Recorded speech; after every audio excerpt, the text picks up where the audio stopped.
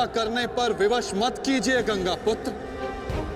मैं आपका वध कर सकता हूं, और ऐसा करने के लिए मुझे शस्त्र उठाने की आवश्यकता नहीं, केवल ये चक्र ही पर्याप्त है।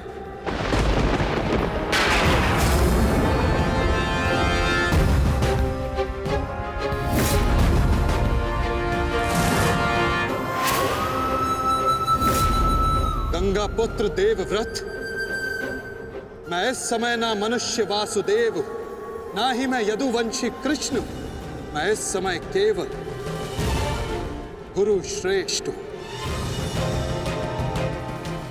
मैं ही सत्य हूं, मैं ही ज्ञान और मैं ही न्याय हूं गंगा पुत्र। इस महायुद्ध का आवाहन और इस युद्ध में आपकी उपस्थिति मेरे निर्णय से है गंगा पुत्र। आपका जीवन मेरे निर्णय, मेरी इच्छा से था, और अब आपकी मृत्यु मेरे अधीन है।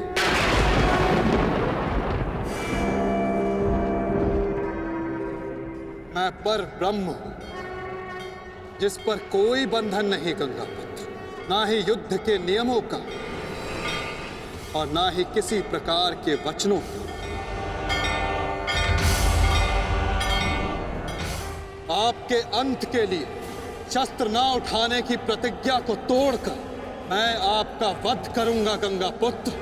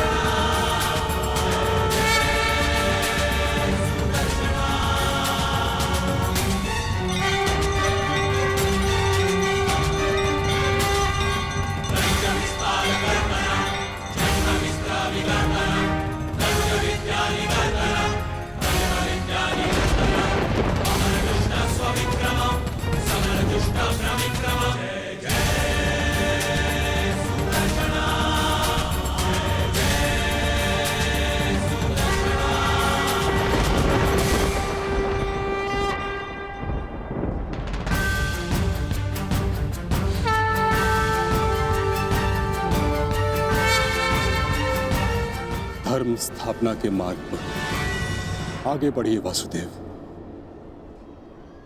अंत कर दीजिए मेरे इस जीवन का।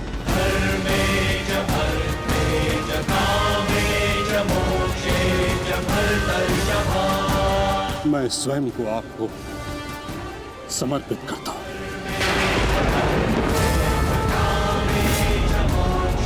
क्योंकि ना तो पांडव मेरे प्राण लेने में सक्षम है और ना ही मैं उन्हें मार पाऊंगा।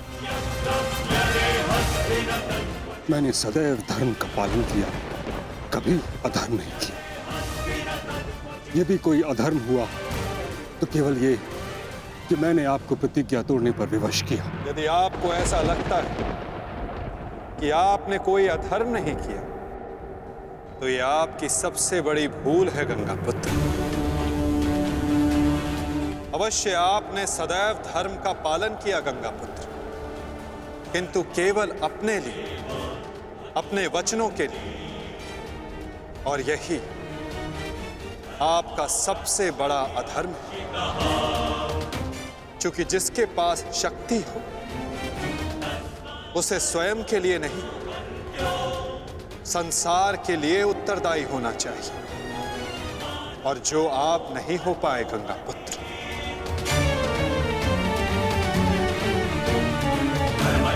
और आपका तथाकथित धर्म ही आपका अज्ञान, आपका सबसे बड़ा शत्रु और अधर्म बन गया। किंतु वासुदेव, मैंने तो सदैव वही किया जो मेरी अंतरात्मा ने कहा। तो क्या इस धर्म युद्ध में अधर्म के पक्ष से लड़ने की अनुमति भी आपको आपकी अंतरात्मा ने दी गंगा पुत्र? भरी सभा में द्यूत में होते छल को देख मौन रहने की अनुमति क्या आपको आपकी अंतरात्मा ने दी थी गंगापुत्र? कुल वधू का वस्त्र हरण होते समय शस्त्र उठाने के लिए क्या आपको आपकी अंतरात्मा ने रोका था गंगापुत्र? हस्तिनापुर की सुरक्षा के लिए आपने इतिहास की सबसे भीषण प्रतिज्ञा ली गंगापुत्र, परंतु आप हस्तिनापुर का अर्थ ही अनुचित समझ बैठे। आपने सिंहासन को हस्तिनापुर समझ लिया और देखिए, उसी भूल का, उसी अधर्म का परिणाम है ये महाविनाश गंगापुत्र। आपने हस्तिनापुर के सिंहासन का त्याग नहीं, आपने संसार के प्रति अपने कर्तव्यों का त्याग किया था गंगापुत्र, और यही आपका सबसे बड़ा अधर्म था।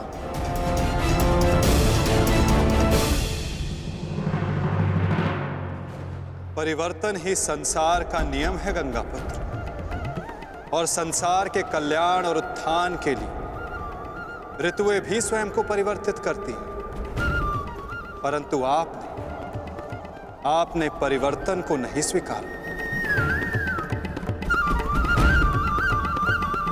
जो स्थिर हो जाए वो मनुष्य नहीं, पाषाण है, और जो अपने विचार को कभी बदले नहीं वो मानवता का शमशान है गंगापुत्र।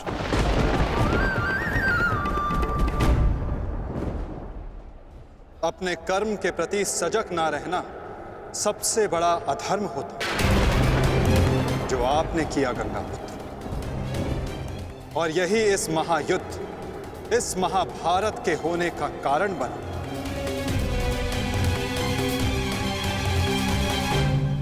प्रभु, मेरा मार्गदर्शन कीजिए। आपका कर्तव्य यह है गंगापुत्र कि आप अपने शस्त्र को त्याग कर अपने जीवन का बलिदान देकर इस अधर्म को रोकें।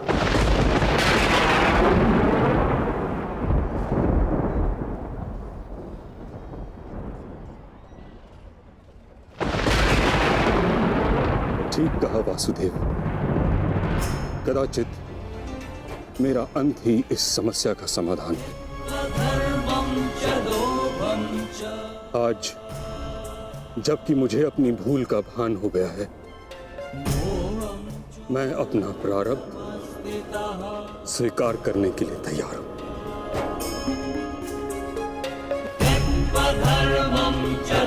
चक्र का संधान कीजिए वासुदेव, और मुझे मृत्यु का सौभाग्य देने की कृपा कीजिए।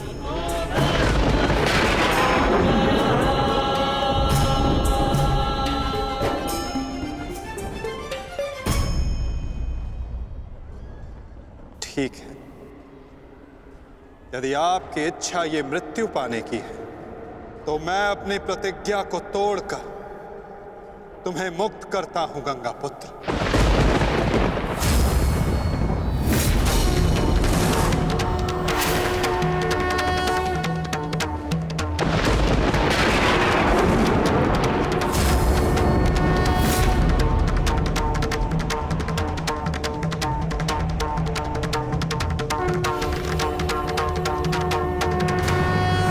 नहीं माधव, आपने इस धर्म युद्ध का बीड़ा उठाया है, वचन तोड़कर उसे कलंकित मत कीजिए। मैं नहीं चाहता कि आप पर कोई उंगली उठे। नहीं पार्थ, मेरी प्रतिज्ञा टूटने की अपेक्षा से अधिक महत्वपूर्ण धर्म की स्थापना है।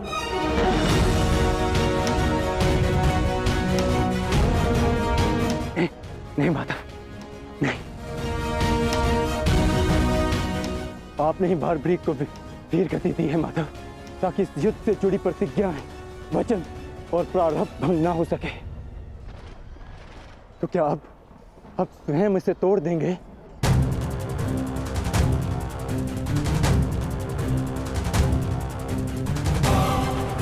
आप मुझे एक अवसर और दीजिए माधव, मैं अपने संपूर्ण मनोबल और कौशल से यह युद्ध करूंगा। जब तक मेरे शरीर में रक्त की एक बूंद भी बहेगी, मैं अपने मन में भावनाओं को नहीं बहने दूंगा माधव।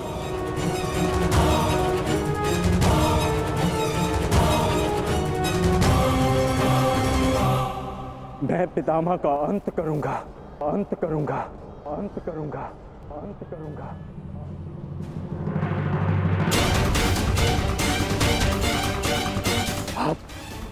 आप ये चक्र छोड़ दीजिए माधव,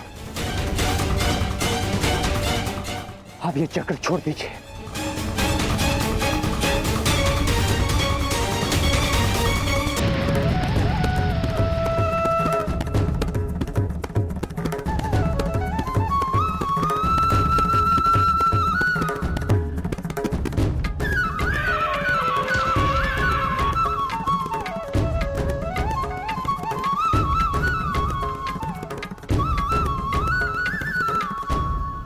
उठो पार्थ।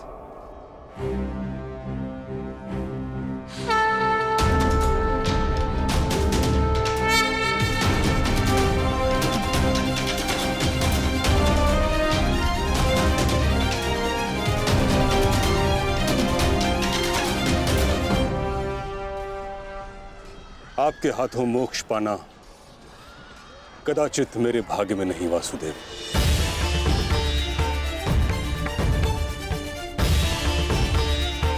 नहीं गंगा पुत्र, आपका वध करना मेरा प्रारब्ध ही नहीं था, अर्जुन का प्रारब्ध है। और मैंने ये चक्र संधान केवल इसलिए किया ताकि मैं अर्जुन को दिखा सकूं कि आपका भी वध करना असंभव नहीं।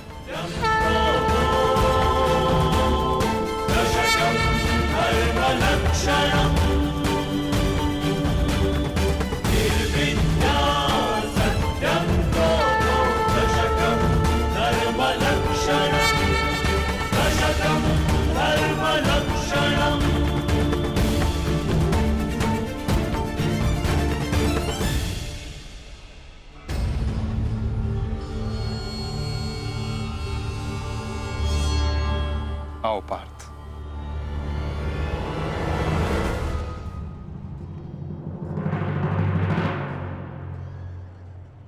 पुत्र अर्जुन,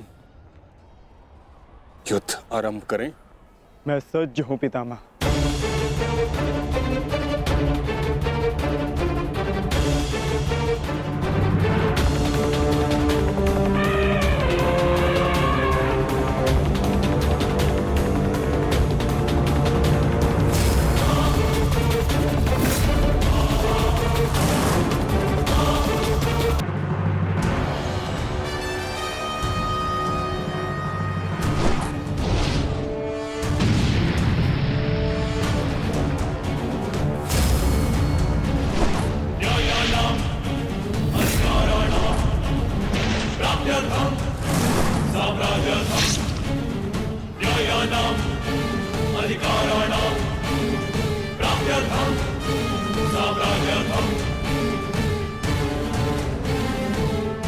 अद्भुत पुत्र अर्जुन, कर्म पथ पर तुम्हें भावनाओं से ऊपर उठते हुए देख प्रसन्नता हुई।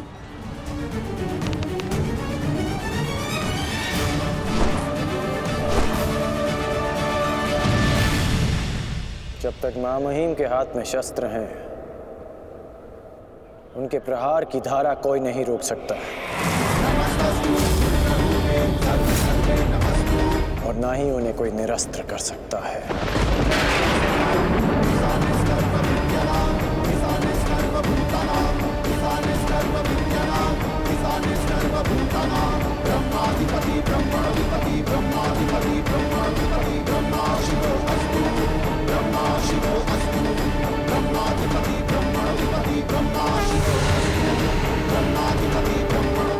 तुम्हारी तपस्या सफल हो गई बालिका।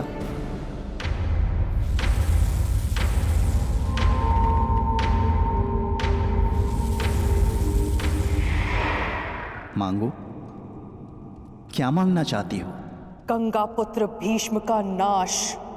किंतु गंगा पुत्र का वध मेरे वश में भी नहीं है शिखंडिनी। परंतु अपने जीवन का अंत तो मेरे वश में है ना। 2 बार मैं अपना जीवन त्याग कर चुकी हूं।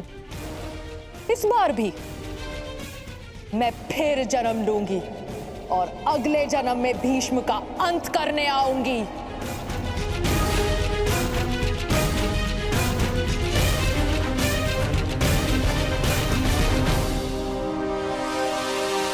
रुको बालिका, तुमने इतनी कठोर तपस्या की है, हमें बताओ तुम्हारी समस्या क्या है? समस्या ये है यक्षराज कि मैं भीष्म का वध अपने हाथों से करना चाहती हूँ, किंतु मैं स्त्री हूं, इसलिए उस पाखंडी ने मुझे युद्ध में सम्मिलित होने से रोक दिया। मैं तुम्हें भीष्म की मृत्यु का वरदान तो नहीं दे सकता, किंतु कुछ ऐसा अवश्य कर सकता हूं जिससे तुम अपना लक्ष्य पा सको, किंतु एक बंधन रहेगा। मेरे लिए केवल भीष्म की मृत्यु महत्व रखती है और कुछ नहीं। हाँ कहने से पूर्व मेरी पूरी बात सुनो बालिका, उसके पश्चात निर्णय लेना।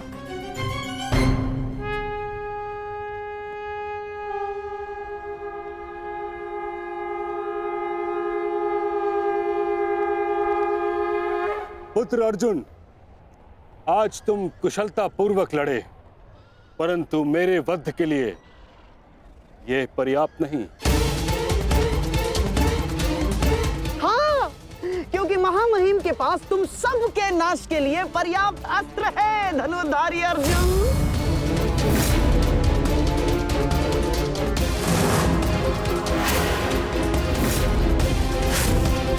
शीघ्र तुम सब इस संसार का त्याग करोगे और आप वासुदेव, आप तो इन सब के मार्गदर्शक है ना, तो बताइए आपके पास महामहिम के कौशल का कोई तोड़ है?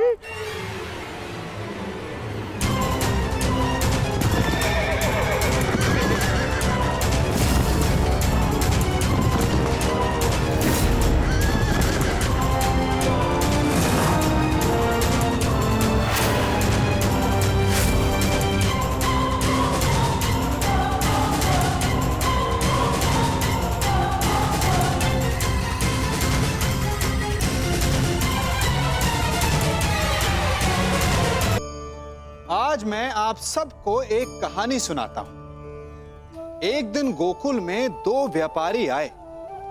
एक व्यापारी शहद का था, बड़ा मीठा शहद था उसका, परंतु वो गोकुल में टिक नहीं पाया। उसके व्यापार ने घाटा खाया और शीघ्र ही वो गोकुल छोड़कर चला गया।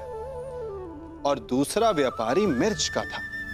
पहले दिन वो 1 पोटली लाया और दूसरे ही दिन वो पूरी बैलगाड़ी भर कर लाया और धीरे धीरे पूरी मथुरा में उसकी धाक जम गई। मुझे बड़ा आश्चर्य हुआ, तो मैंने बाबा से पूछा कि ऐसा क्यों कि एक मीठे शहद का व्यापारी कंगाल हो गया और एक मिर्च का व्यापारी धीरे धीरे नगर सेठ बन गया।